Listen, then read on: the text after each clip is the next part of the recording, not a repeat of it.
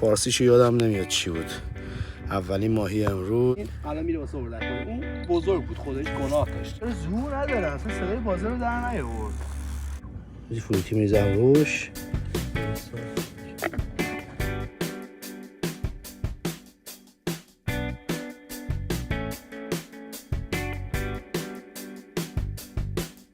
هماشون میخواستن کمک کنن ولی باز دلیل نمیشه که زمانی که تنها هستی. آره عزیزم اینو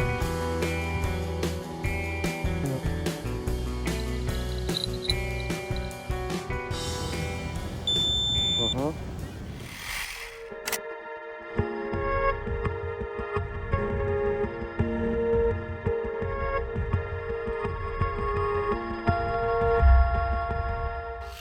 به به به به، چقدر زیبا، چقدر خفن.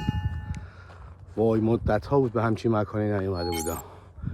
یه رودخونه با این وسعت، با این عظمت، خیلی خوبه. ما جامون عوض کردیم همونطور که اون دوست در واقع ترکمون اونجا میگفت. خیلی شلوغ میشد، واقعا همینطوری بود، خیلی شلوغ بود.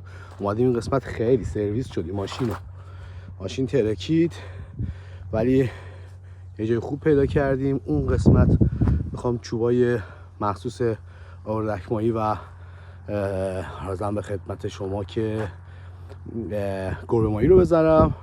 اینجا هم چوبای کپوری رو میذارم. با توجه به اینکه چوبای کپوریمو خیلی جلو پرت میکنم، خیلی مهم نیست که حالا کنارمون باشه، چون سر و صدا خیلی در واقع خسارت نمیزنه. ولی اونا چون نزدیک پرت میشه همشو از خودمون دور کردم.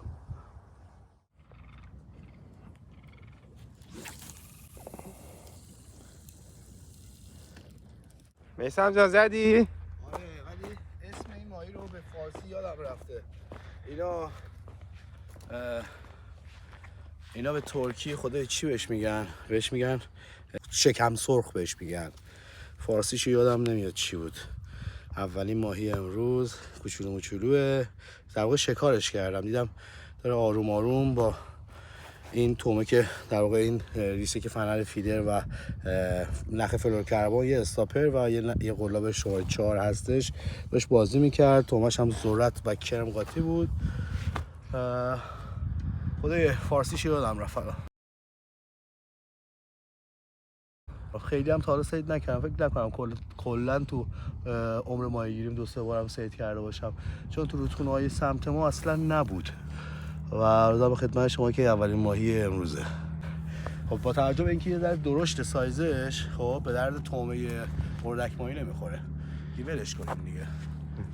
این رهاسازی؟ آره چون سایزش بزرگه، به درد اسمش چیه، به درد تومه اردک ماهی نمیخوره. اگه یک خورده کوچیک‌تر بود واسه اردک ماهی به عنوان ترکا جانلی یعنی تومه زنده ازش استفاده میکردم، ولی کوچولو کوچولوه. باید بره دوباره تو زیستگاهش حالشو ببره.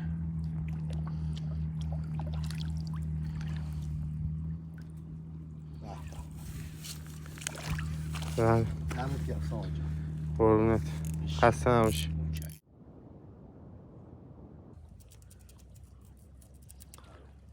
دیدی؟ به به به حال به کردی؟ به به.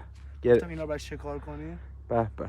من بهترین تومه واسه اردک ماهیه. این الان میره واسه اردک ماهی. اون بزرگ بود، خودش گناه داشت، اون نباید تومه میشد، اون باید رهاسازی میشد. ولی این خوراک تومه است. البته یه کوچولو کوچیکه ولی خب بازم اوکیه. یس. حاضرم 10 شب اینجا باشم ماهی نگیرم. خیلی قشنگه مخصوصا ولی باشم اینجا. آقا سرتو میچرخونی اون منظره اون چقدر خفن، این بر سرتو چقدر خفن، خدای من. این خطه شمال خودمون. بعد ببین ما همچین رودخونه ای نداریم، یعنی تو ایران هم خیلی کم پیش میاد که همچین ارزی داشته باشه. شاید کل ایران شاید 5 تا 10 تا رودخونه این شکلی باشه. سمت جنوب داریم، سمت ما که نبود. خیلی خوبه، حداقل فکر کنم 130-40 متر عرض داره. سمت شما منظورت؟ چی؟ سمت شما یعنی منظورت؟ شمال نبود. ها؟ شمال نبود. اینا محمد عزیز قش کرده، تو آفتاب پتو کشیدم روش، الان پز میشه. منتظریم که چوبای کپوریمون کلاچ کنه. اون چوبا هم چوب شیطونیه دیگه، دوتاش مال کتفیشه، یه دونش مال اردک ماهیه، یه دونه هم رو آبی مال بچه ماهی که باش تومه اردک ماهی و کتفیش بگیریم. چسبری سامان. زدی بازم؟ آره کاراسه. کاراس. خیلی بچه است. چرا زور نداره؟ اصلا صدای بازه رو در نیاورد. من دیدم نخم داره جابجا میشه متوجه شدم. ولی چه کاراسای تمیزیه، مثلا آبش تمیزه، کاراسا چه خوبه. سایزش خوبه. نه کاری سایزش ندارم، بزرگترش هم که اون پیرمرده گرفته بود، ولی اصلا زور ندارن ها. شاید به خاطر تغییرات آب و هوایی. نه به خاطر فصل دیگه، هنوز هوا سرده. آب خیلی یخ بود. آره حتی ماهی سرده. آره نشون بده قشنگ. کاراس دیگه، کاراس خوشگل. این کاراسای ببین این کاراسا رو من میبینم یاد کاراس‌های صد شهید رجایی میافتم، سلیمان تنگه. اونا هم کاراسای خیلی خوبی بود. صده؟ سلیمان تنگه شهید رجایی ساری خیلی کاراساش خوب بود، هم درشت بود هم خیلی خوشمزه بودن. یکی دو بار خوردم. عالی میثم جان، خسته نباشی. امروز چندمی بود؟ محمد دوست داره از این کاراسا. آره امروز چندمی بود میثم؟ 3 تا بچه ماهی گرفتیم با این دیگه. ماشاءالله. حالا می‌خوایم دوباره قلابامون رو همه رو شارژ کنیم، قلابای کپوری و به همراه تومپاشی با قایق بره واسه دم غروب. فعلا هستیم در خدمت این لوکیشن ناب. آره بعد به دفعات هم امسال میام دوباره. بله عشق منی. دمت گرم سامان. از اونجایی که من میخوام این تومه رو بذارم تا تقریبا آخرای شب بمونه، اولا کوسپش رو عوض میکنم، یه کوسپه گردن کلفتر میندازم، اون خیلی کوچولوتر بودش خب که بمونه بیشتر بمونه. عرضم به خدمت شما که یه تومه مصنوعی هم تهش گذاشتم، منجوق گذاشتم روش رو دوباره کرم کار میکنم. درست. یه کرم دیگه میزنم، تلفیقی از سنتی و مدرن. و عرضم به خدمتت که 2 تا ذرت دیپ شده توی لیکویت توتی فروتی هم میزنم روش که هم ذرتمو بیشتر نگه داره، هم جذابیت تومه منو بالا ببره، هم موندگاریش بیشتر بشه. خب این از این. اول میزنم تن هرزگرد. البته با هر گره قابل اعتمادی، با هر اتصالی این کار میتونین بکنین، فکر نکنین فقط با هرزگرده. بعد اینا رو میذارم روش. هم توتی فروتی میتونم بریزم، هم CSL میتونم بریزم. یکم توتی فروتی میریزم روش، قشنگ آغشته بشه بهش. خب سامان قایقمو نشون میدی؟ قایقم تومپاشیم شاهدونه‌ای که پختم با ذرت تخمیر شده، یکم بالاتر بگی قشنگ مشخص بشه. حالا تومه‌ای که آماده کردم و به این شکل میذارم پشت قایق، به این ترتیب راحتم باز میشه. حالا میرم تو قایقو بفرستم تو آب.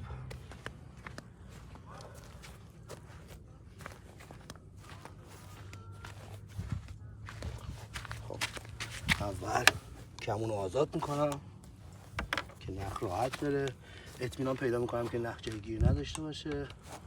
البته بعدش سری میام بالا، خب در واقع چوبو دستم میگیرم. بچه لب آب خیلی مراقب باشید دیگه، یه موقع سر نخورید.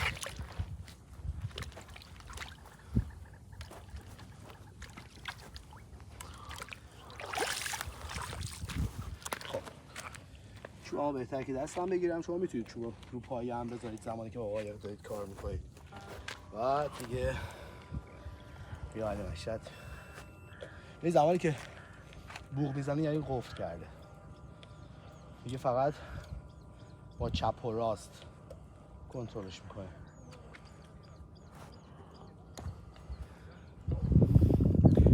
سال خیلی محلی ها اینجا خوب بودن ها، نه؟ عالی بودن. خیلی آدمای مهربون و باحالی هستن. خب الان چی کار کردی میثم جان؟ الان با تومپاشی میتونی به دوربین نگاه کنی؟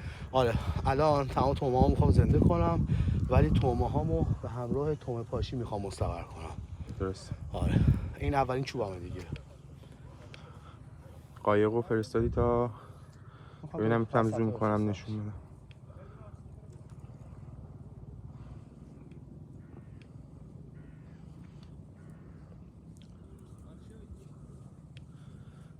لحظه ای که میخواستی باز کنی و چشم. از این ور کنترل میکنی. میخوام این سمت راست بفرستمش. خب این از این. حالا میخوام بازش کنم. فعال. خب سویچ کردم، هم قلابم انداختم.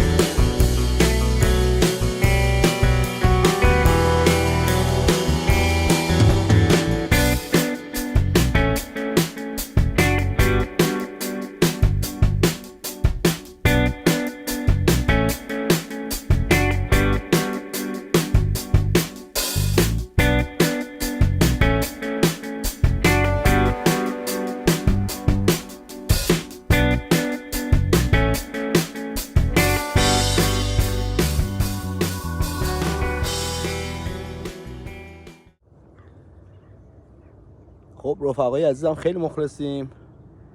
ساعت نزدیک 5 بعد از ظهر و آفتاب یواش یواش داره غروب میکنه. یه کوچولو هوا سرد شده. دوباره از تیشرت تبدیل به سویشرت شدیم. دونه دونه لباسامون رو پوشیدیم. از اونجایی که دم غروب محمد یه چوب اسپین بهش دادم که بره اسپینینگ کنه. خواب بود بیدارش کردم تا بهش گفتم محمد اسپین میکنی، از خواب پا شد و هاره و چوب اسپین واسش ردیف کردم. داره اسپین میکنه. با یه باکس تومن بهش دادم. تومهاشو نبرد. تومهاش اینجاست. تمام تومه رو شارژ کردیم. تمام قلاب ها رو. یه چوب اینجا داریم با بچه مایه زنده که اگه ببینید بله قشنگ تو تصویر مشخصه، زیر نیها برای اردک ماهی. 3 تا چوب کپوری اینجا داریم و یه چوب روآبی و 2 تا چوب کپوری دیگه که یکیش فنر فیدر اون قسمته. یه چوب دیگه همون ته اون واسه کتفیشه. حالا الان تو تصویر با فلش نشون میدم. خود چوبش اونجاست ولی قلابش در 15 متر دیگه سمت در 15 متر دورتر از ماست و با این حساب 1 2 3 4 منطقه من چوب دارم. عرضم به خدمت شما که از اونجایی که 3 نفر بودیم چوبای زیادی باز کردم. خودم تنها باشم همیشه 3 یا الی 4 تا چوب بیشتر باز نمی کنم، به خاطر اینکه هم نمیتونم بهشون برسم، همین که محیط زیست گیر میده و درست هم نیستش دیگه. اون 3 4 تا کفایت میکنه، 3 تا هم کفایت میکنه. من تمام پای پودای 4 تایی که خریدم همشون پشیمونم. همشون میخوام تبدیل به 3 تایی کنم. به شما هم پیشنهاد میکنم که پایه های 3 تایی تهیه کنید. خودم هم نخوابیدم ببینم چه شکلی هستم. فکر کنم خیلی دعاگونم. خودم هم نخوابیدم. اگه منو میبینید به همراه سامان عزیز، محمد هم که ما رو نمیشنوه صدامونو، و میریم که شب اول کمپو کنار این رودخونه زیبا ساکاریا ریور تجربه کنیم. چقدر خوبه اینجا، چقدر خوبه، چقدر دیر من اینجا رو شناختم. امیدوارم که امسال زیاد اینجا بیام و کلی اینجا کمپ بزنم. اصلا مهم نیست ماهی بگیرم یا نه، فقط دارم میخواد بیام و 3 4 روز 5 روز اینجا بمونم. خیلی خوبه و چقدر مردم خوبی داره. خیلی مردم خوبی داره. مردم این قسمت خیلی خوبن، مهمون نوازن. همشون برخورد خوبی با ما داشتن و خیلی لذت بخش بود. جای همه دوستان خالی. خب رفقای گلم، همینطور که میبینید شب شده و شب رودخونه خیلی خفنه. اون چراغایی که میبینید مربوط به شهر و حداقل 2 3 کیلومتر فاصله داره، یعنی اصلا کنار رودخونه نیست و رودخونه تقریبا به غیر از این جاده‌ای که اینجا ساختن تقریبا اون حالت بکر خودش رو حفظ کرده و در واقع توی مسیر رودخونه هیچ دستکاری انجام نشده و کاملا طبیعیه. اینم چوب گربه ماهیم تو اون قسمت انداختم ما بین این دوتا شاخه. چند بار جیگر زدم ولی خب این سری چون شبه میخوام بیشتر بمونه و مطمئن باشم یه دل مرغ بالا زدم، جیگر وسط زدم، روش رو دوباره کرم خاکی زدم پر، یه چیز توپل زدم. حاضرم به خدمت شما که این سمت هم چوب هایی هستش که بیشتر محمد باش کار میکنه، فنر فیدر رو از این داستان ها، البته یکیشون هم انشابیه و در نهایت چوبای خودم که اون سمته. به غیر از همون دو بچه ماهی نزدیم. بعد خیلی آب هنوز سرده. کاراسی که صید کرده بودم سرد بود، به چوبم زد و اصلا من متوجه نشدم. یعنی زمانی که میخواستم تومامو تعویض کنم متوجه شدم قلابم سنگینه، چوبم سنگینه. بعد یکم که باش، یعنی در واقع یکم که نخو جمع کردم متوجه این شدم که ماهی توشه و یعنی انقدر ماهی کم تحرکه که حتی صدای بازر هم به صدا در نیامد زمانی که به تومه من زد. یعنی خیلی آروم میزنه. توی این فصل سال وقتی ماهی این شکلیه باید ماهی رو شکار کنی، یعنی پای چوبت بشینی و کوچیکترین حرکت های ریز رو در واقع تقه بزنی و ماهی رو شکار کنی. هر حال شب شده و ما دنبال ماهی کوچیک نیستیم که شکار کنیم. ماهی مد نظر ما باید چوب ما رو ببره. ما همیشه دنبال ماهی سایزیم. یکی از دلایلی که اصلا تو خیلی از موارد تو خیلی از جلسات ماهیگیریم ماهی نمیگیرم بچه‌ها، به خاطر اینه که همیشه دنبال ماهی درشتم. نوع قلاب‌های من، نوع تومه‌های من یه جوریه که اصلا ماهی ریز سمت من نمیاد. اون دوتا ظرف آیسی رو میگیریم، خیلی رو مخه، اصلا منطقه رو خراب کرده. ببین دوتا صورتی ها برس کنار هم. من از یه نایلون میارم همشون رو جمع میکنم. محمد عزیز دوست داشتنی هرخواب بیدار شد اسپین کرد، خبری نبود. داشت سامان عزیز قربونت، من چیز میکنم اینجا رو زباله زدایی میکنم. آره من تا اونجا که میتونستم برداشتم. من زباله زدایی میکنم. بله. و اینکه این هم چادر و ماشین. شب و بیدارم. دیشب که خوب نخوابیدم، 2-3 ساعت خوابیدم، ولی امشب سعی میکنم بیدار باشم تا ظهر کلا تمام انرژیمو میذارم. ببینیم چه اتفاقی میفته.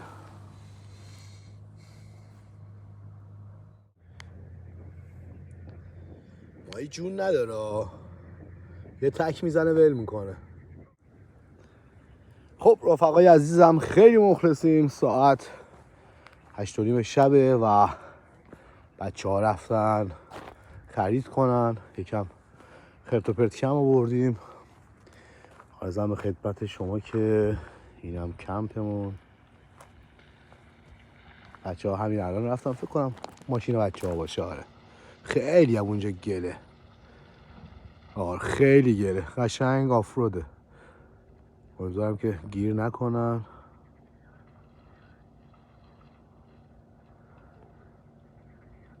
آها اینجا گله. برو برو برو برو برو برو برو برو برو. خب خدا رو شکر. حتی ماشین خیلی سبک‌تره دیگه، چون کل وسیله ها خالی شده، یه نفر کم شده. و هر حال من تنها هستم. از همون سمت چوب داریم تا این سمت اینجا و آتیش و دم و دستگاهمون. این هم چوب های کپوری. خیلی حال میده، خیلی حال میده. بذارید دوربینو بذارم روی، خب بذارم رو پایه خود منو ببینید. بذارید تنظیم کنم. چپ و راست داده تیراندازی میاد، نمیدونم مال چی آخه.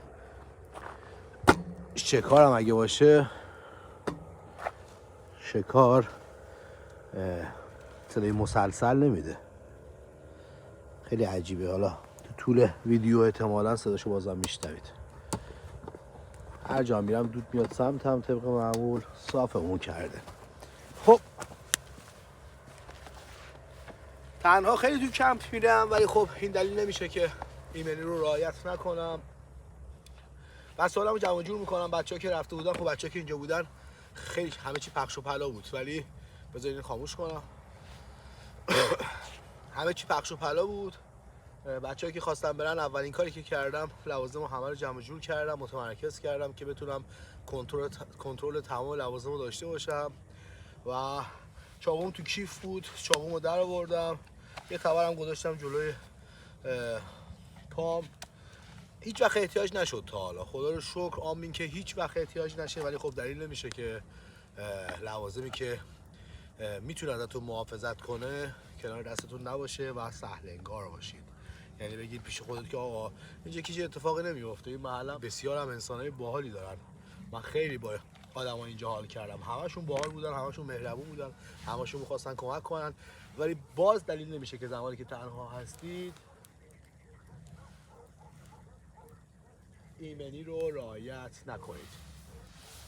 خیلی خوش گذشت. فکر نمی‌کردم توی زمستون همچین جلسه ماهیگیری پا بده. زمستونه، الان باید ما منفی 12 درجه باشیم. دیروز که داشتم از شهر هم می اومدم مثبت 12 بود، اینجا که مثبت 19 بود. و از اونجایی که اول بهار به مدت 3 ماه اینجا ماهیگیری ممنوع میشه و به شدت رعایت میکنن، اصلا مثل ایران نیست، به شدت قوانین رو اینجا اجرا میکنن و جریمه‌های سنگین داره. من نمیتونم به ماهیگیری بیام، نهایتا تو رودخونه شهرمون یک کم کشی کنم که اونم مطمئنا در حد ولاگ نیست که بخوام فیلم بگیرم. و همین خاطر از این فرصت استفاده کردم. از اونجایی که محمد دوست عزیزم پایه بود و سامانم اوکی بود، این فرصت رو از دست ندادیم، گفتیم تهش اینی که میریم کمپ میزنیم عشق میکنیم دیگه. عرضم به خدمت شما که 3-4 تا ماهی هم گرفتم. یه ماهی گرفتم که اصلا اسمشو نمیدونم، تا حالا اون ماهی رو نگرفته بودم. انقدر که تو دنیای کپورگیری غرقم، اصلا وقت نمی‌کنم برم سراغ ماهیای دیگه و به اونا بپردازم. انقدر دنیای کپورگیری بزرگ هست که هر روز خیلی چیزا هستش که توش قراره یاد بگیرم. به همین خاطر خیلی نمیتونم به ماهیای دیگه بپردازم، ولی این نقص منه. این نقص منه. باید یکم بیشتر کار کنم و تمام ماهی‌های آب شیرین، حتی اونهایی که توی منطقه من نبودن رو بشناسم و راجعشون اطلاعات کسب کنم. اعتقادم بر اینه که زمانی میرم سراغ یه چیزی که اطلاعات ازش کسب کنم که بتونم همزمان تجربه هم داشته باشم، یعنی تلفیق اطلاعاتم و تلفیق اون چیزی که میرم در واقع میآموزم و تجربه و اون چیزی که دارم تجربه میکنم با هم دیگه منو به درک اون موضوع میرسونه. یعنی اون موضوع رو من قلباً درک میکنم، به همین خاطر خیلی بیشتر میفهمم و خیلی بیشتر لذت میبرم. و همین خاطره که خیلی از ماهی، مثلا خیلی از دوستان بهم میگن آقا راجع به ماهی شیربط صحبت کن یا راجع به ماهی سنگ. من یه سری اطلاعات دارم، ولی چون تجربهشو ندارم و هیچ وقت اون ماهی رو تا حالا صید نکردم، چی بیام بگم؟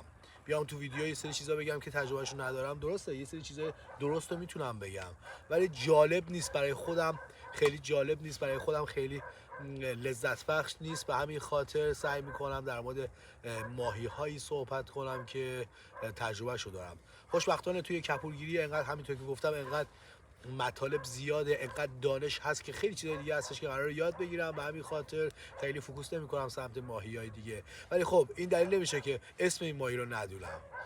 عرضم به خدمت شما که البته یکی از دلایل دیگه که باعث شده اسم خیلی از ماهی‌ها رو نتونم، یعنی یا بلد نباشم و یا فراموش کرده باشم، به خاطر اینکه 7-8 سالیه که اینجام و اسم ترکیش همش تو ذهنم میاد.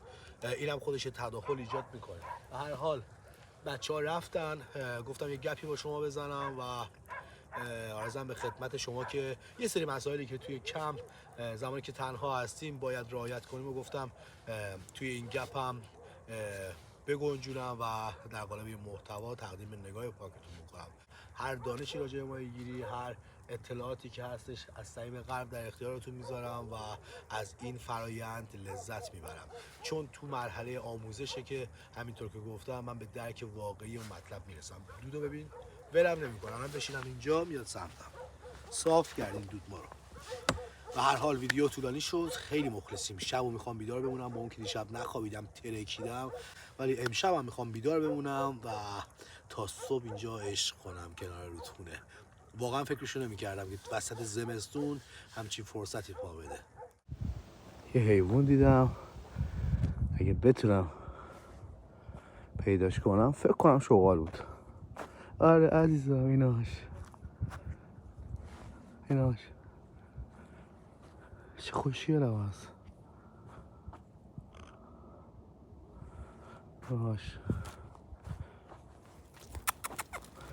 موچ حالیش نمیشه که رفت. این چیه کله داره میزنه؟ فکر کنم میگو باشه. بذار این چرا خاموش کنم. یک کله داره به تومه کتفیش ما میزنه، گربه ماهی ما میزنه. پاره کرد 20 بار تومه عوض کردم.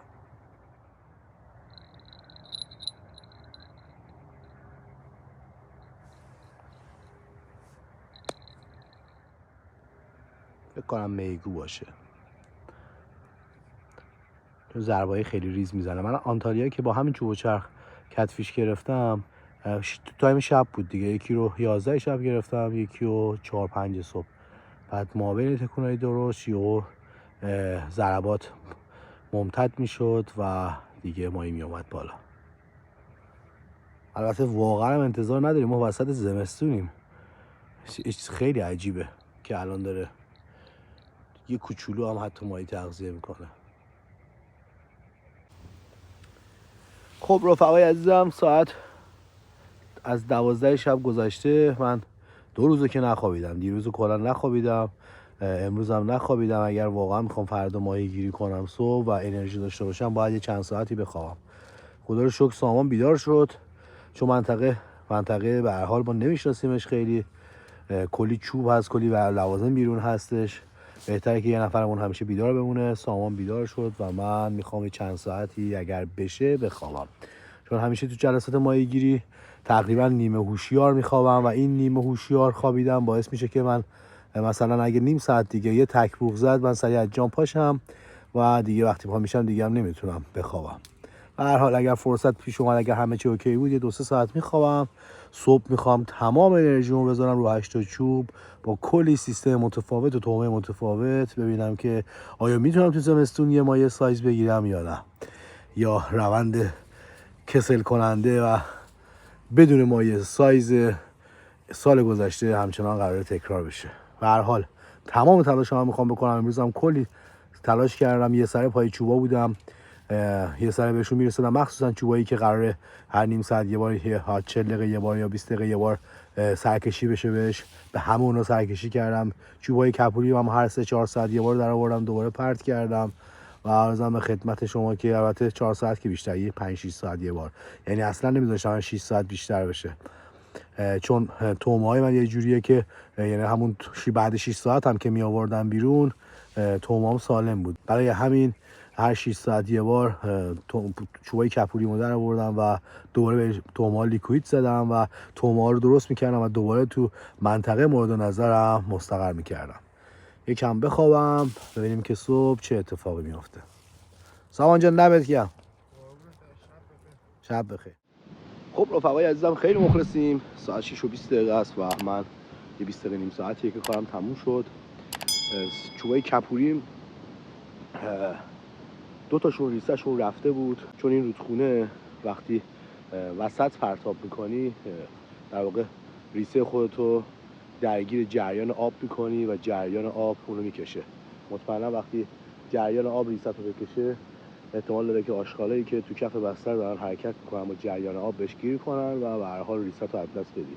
2 تاش رفت. امیدوارم که ماهی پمپ نکنه توی آشغالا گیر کنه و دید ماهی پنهون بمونه، چون ریسه وقتی میره میتونه هر یه ریسه یه ماهی رو بکشه. و تمام چوبا رو زنده کردم دیگه. اومدم یکم صبحانه بخورم، چای گذاشتم و عرضم به خدمت شما که چه حالی دارم میکنم. خیلی خفنه. بچه‌هام خوابیدن و 4-5 تا ماهی کوچیک گرفتیم، ماهی نگرفتیم، ولی اصلا مهم نیست، چون الان اصلا انتظار گرفتن ماهی نداشتم. من تو فصلش که باید ماهی میگرفتم امسال ماهی نگرفتیم، هیچ کس نگرفتش و خب دیگه چه برسه الان که زمستونه. با اون که بیرون هوای خورده خوبه ولی توی آب هنوز آب سرده. من ماهیایی که گرفته بودم همشون یخ بودن، خیلی سرد بودن و خیلی جالب بود. یه کاراس تقریبا نیم کیلویی به چوب من زد و من اصلا نشنیدم، این صدای بازه رو در نیاورد. من زمانی که داشتم چوبو جمع می‌کردم دیدم یه ماهی تنشه. فکر کنید انقدر ماهی بیحال بود نتونست صدای بازه رو در بیاره، یعنی یه کوچولو هم حتی نخو نکشید. ماهی کم تحرکه، کم غذا میخوره، ولی خب خیلی حالا دیگه تو زمستون اصلا همچین هوایی، همچین مکانی من خودم فکرشو نمی‌کردم که بتونم تجربه کنم. و یه اتفاق خوبی دیگه که افتادش، کاملا این منطقه رو شناختم، تمام این منطقه رو شناختم، میدونم بسترش چجوریه، میدونم کجا پرتاب کنم، میدونم توماش با محلیه اینجا صحبت کردم، چه محلیه خوبی دارن، این چه آدمای خوبی دارن، همشون به ما کمک کردن، همشون به ما تجربه دادن، میدونم از چه تومایی باید استفاده کنم و از چه ریسه استفاده کنم. عرضم به خدمت شما که کلی تجربه کسب کردم، مکان خوبش رو پیدا کردم. بعد از بهار، یعنی پاییز و در واقع تابستون و پاییز، من اینجا زیاد خواهم اومد. همینجا هم قسمت‌های دیگه ساکاریا، رود ساکاریا که تو شهرهای مختلف هستش، حالا یکم دورتره ولی مطمئنا اونها رو هم تجربه میکنم. خیلی مخلصیم. صبح ساعت 10-11 احتمالاً جمع میکنیم. محمد خورده کار داره، حقم داره، ماشین ترکیده، بعد به ماشین کارواش بشوره و خودش استراحت کنه، ریکاوری کنه. من خب سر کار نمیرم ولی محمد سر کار میره و عرضم به خدمت شما که به همین خاطر 10-11 صبح جمع میکنیم. تمام توم‌ها رو عوض کردم، همه رو قلابا رو زنده کردم، مرتب، منظم، منتظر پمپ ماهی. خیلی دوست دارم یه ماهی بزنه، یه ماهی درشت، حالش رو ببریم. امسال واقعا خیلی خراب بود، خیلی شرایط بد بود.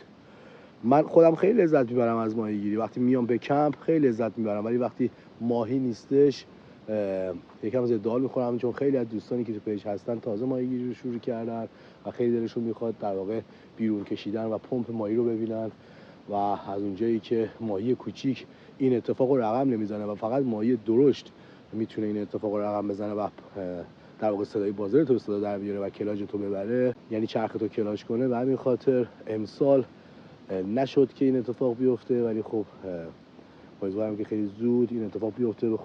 من تمام انرژیمو دارم میذارم، اصلا کمکاری نمیکنم تا خیلی زود این اتفاق زیبا و باحال رقم بخوره و یه ماهی سایز چوب ما رو ببره. آمین. با امید اون روز انقدر به کمپ میام تا خیلی زود این اتفاق بیفته، خیلی زود. بکش ببر دیگه، 2 تا بگریز فقط، بکش ببر، حالا خودتو تعارف نکن. از 7 صبح ولی خب همچنان هوا تاریکه دیگه، هنوز هوا روشن نشد. آها ببر. ببین اصلا ماهی جون نداره و این دسته اصلا یه کوچولو هم بالا نمیاد. خب رفقای عزیزم خیلی مخلصیم. ساعت هلوش 10 صبح و ما آروم آروم میخوایم جمع کنیم بریم به سمت خونه. چند تا بچه ماهی گرفتیم، ماهی ها همه زیر نیم کیلو بود. عرضم به خدمت شما که ماهی خیلی آب سرده. حتی زمانی که یکی دوباری که ماهی به قلاب من افتاد انقدر که کم تحرک بود حتی صدای بازر هم در نیامد. من موقع جمع کردن قلاب متوجه شدم که ماهی تن ریسمه. عرضم به خدمت شما که ماهی بسیار کم تحرکه و یکی از محلی‌ها اینجا اومده بود، داشتیم باهاش صحبت می‌کردیم، میگفت شما هم خیلی خوش شانس بودین که تونستین 6-7 تا بچه ماهی بگیرید.